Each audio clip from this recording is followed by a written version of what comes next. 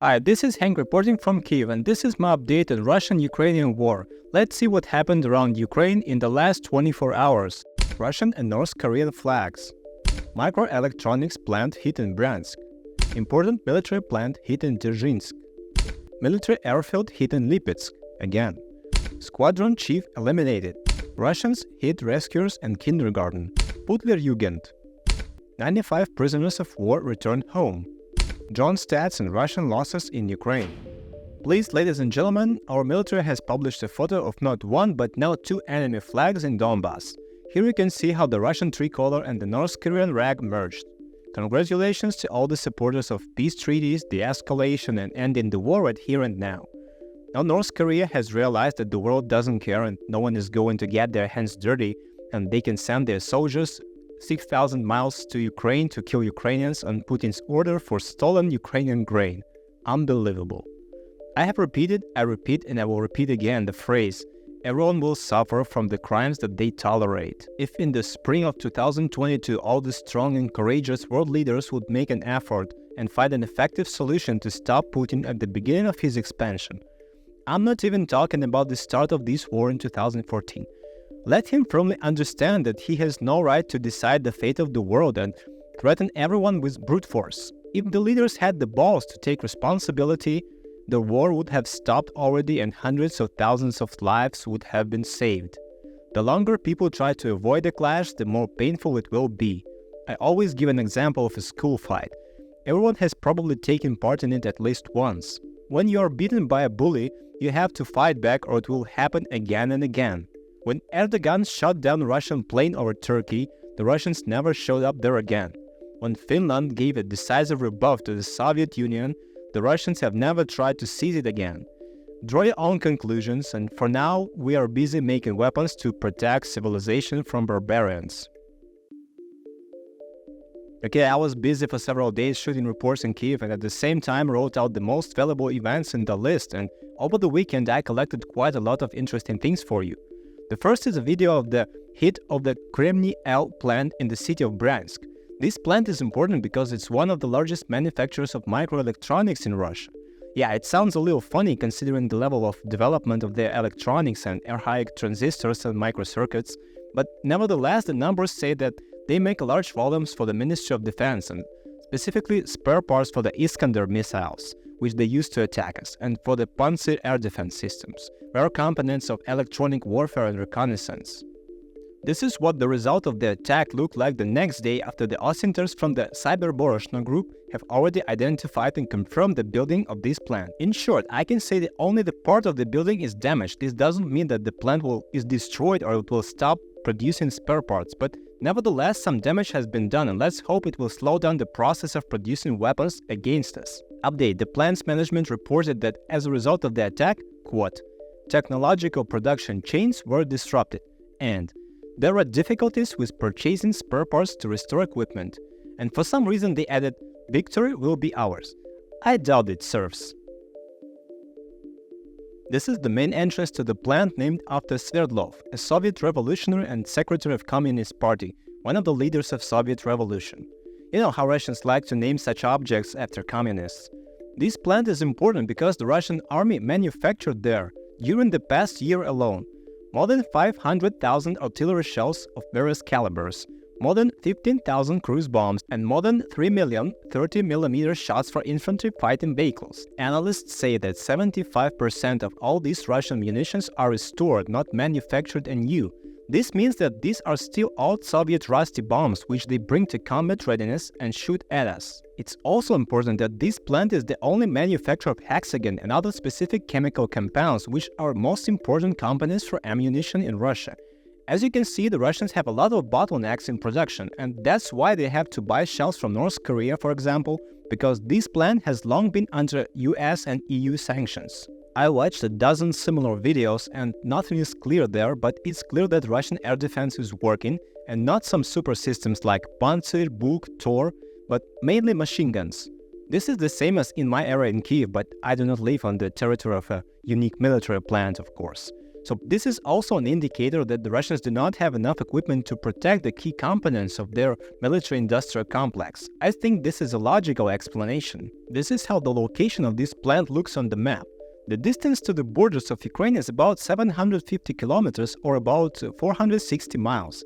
Quite far, and this means that dozens of our drones simply flew over Russian territory for several hours to get this plant.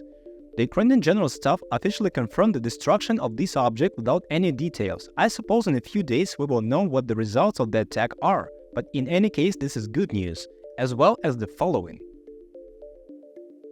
The General Staff confirmed two objects, the previous plant and the military airfield Lipetsk 2.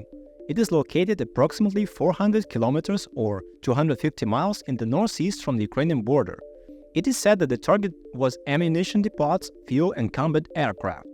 In particular, Su-34, Su-35 or MiG-31 are based there. Here they are photographed before the war at this airfield. The results are also expected in the near future. Here on the map I marked the location of this airfield, and I want to remind you that we already attacked it early in August of this year. In addition to the fact that the aircraft with which they attack us are stationed there, there's also a training facility for their pilots. Last time, 2 months ago, we hit a warehouse of aerial bombs and destroyed about 700 pieces and the radar of the SV-150 air defense system, but as far as I know, the aircraft were saved. I'll make a remark that if we have attacked this airfield not with relatively slow drones but with fast ballistic missiles, which our partners have limited in use, then we could have destroyed the combat aircraft and accordingly secured our northeastern borders from their attacks. But alas, while North Korea and Iran are expanding aid to the Russians, we can only get to the warehouses with the means we have. But where Ukrainians cannot reach the enemy with long-range weapons, we find other, less delicate ways. The man in the photo is Dmitry Golenkov, a war criminal. He served as the chief of staff of military Squadron of Russian Aviation. He led attacks mostly on civilian targets on the territory of Ukraine. In particular, his achievements are the attack on the M-Store shopping center in the city of Kremenchuk on June 27 in 2022. Then there were about 1,000 people in the mall and 22 civilians were killed. Dozens were injured.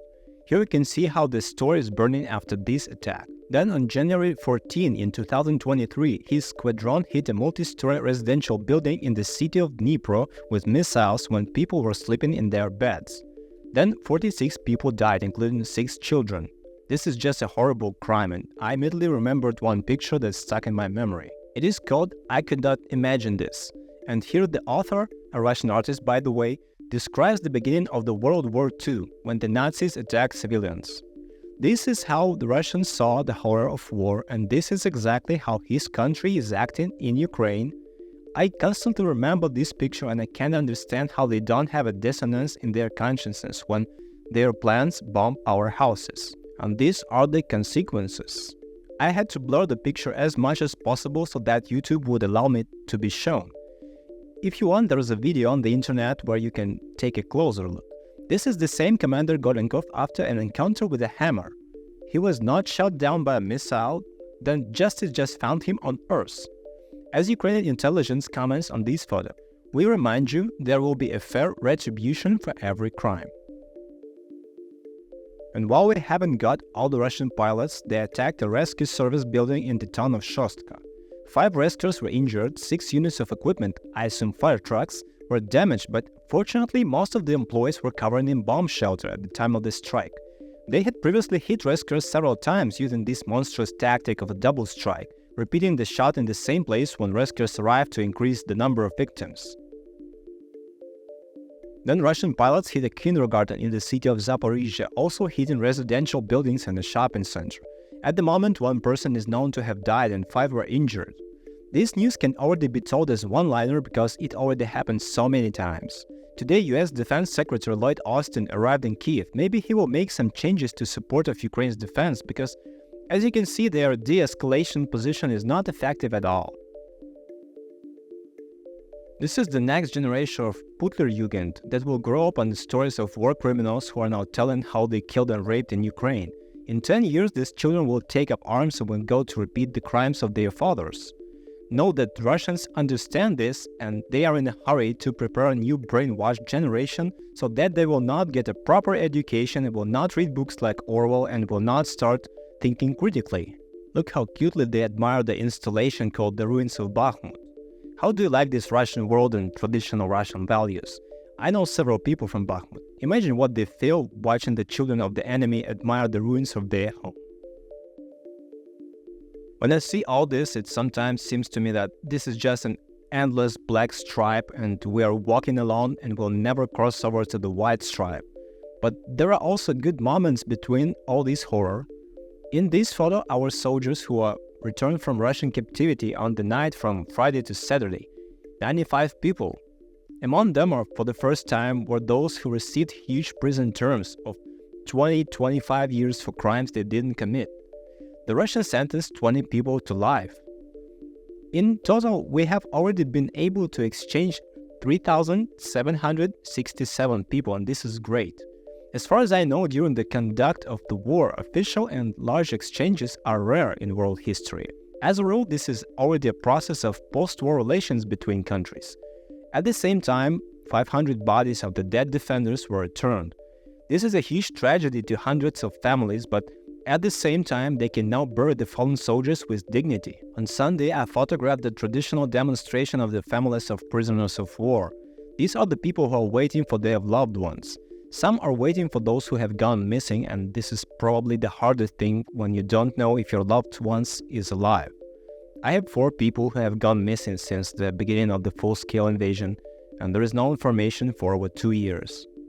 They may be somewhere in Russian prison or they may be buried in a common grave in Mariupol. We're just waiting for any news and can't do anything about it. People come to the demonstration to remind society and the state about the problem, but also to support others and get support. Many take their pets with them. This cute cloud also says that Azov needs to be freed from captivity. I really like this photo. Even purely metaphorically, it's very bittersweet. I love taking such photos. Just look at her. Last night we shot down and landed 104 Russian drones and 3 missiles flying at our cities. At 4 a.m. a Shahed flew over my house and woke me up with its noise. It's very unpleasant to jump from such an intrusion. I quickly got dressed and ran behind 2 walls to the sounds of machine guns fire at this flying thing. I want to show you a video with sound so that you understand how it sounds and looks. It was not filmed in Kyiv but in the city of Sumy, but at night it sounded exactly like this somewhere over my house.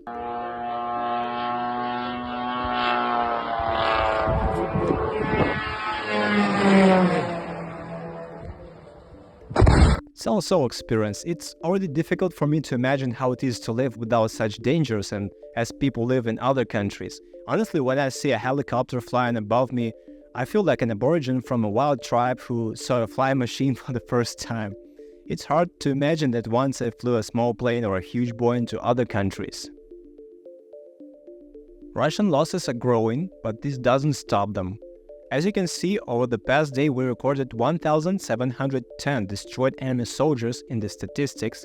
Judging by the fact that we also burned quite a lot of equipment, as many as 24 tanks and 64 infantry fighting vehicles, this means that the Russians went into a large mechanized assault.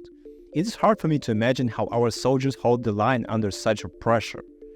I heard that the Russians have pushed through in some areas on the front, but I'll not rush the conclusions. Let's wait for the official confirmation. As you can see, these emotional swings ranging from we burned down the enemy's military plant to they are bombing us endlessly are very dynamic. I'll say that this is difficult to constantly analyze all this emotionally. The range between ups and downs is just enormous. If you want to support this channel, all the links are below the video.